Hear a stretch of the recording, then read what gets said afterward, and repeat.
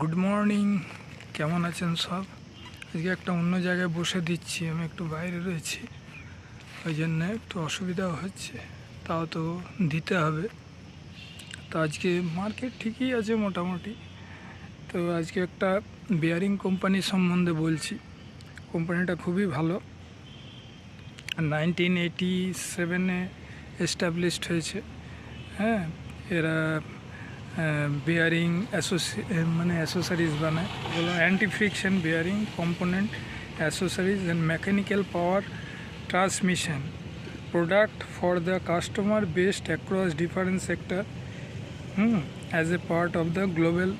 এরা হচ্ছে Timken group, নাম শুনে থাকবেন। A part of the global Timken group, Timken India limited.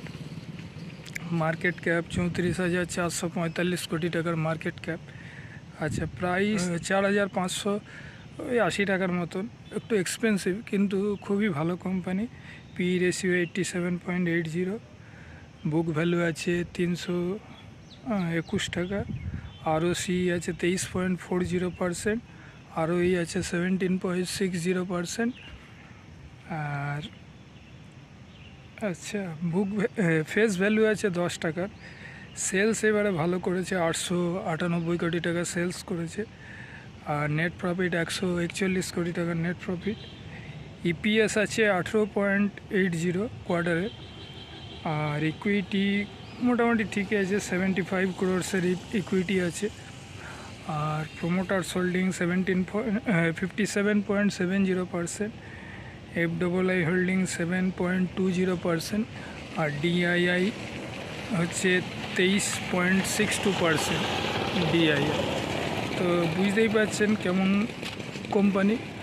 আর এরা যত বড় বড় ইন্ডাস্ট্রিয়াল বেয়ারিং লাগে, রেল থেকে আরম্ভ করে সব জায়গায়, শিপিং থেকে আরম্ভ করে যে সব জায়গায় লাগে, খুবই ভালো লাগে, মানে খুবই ভালো কোম্পানি।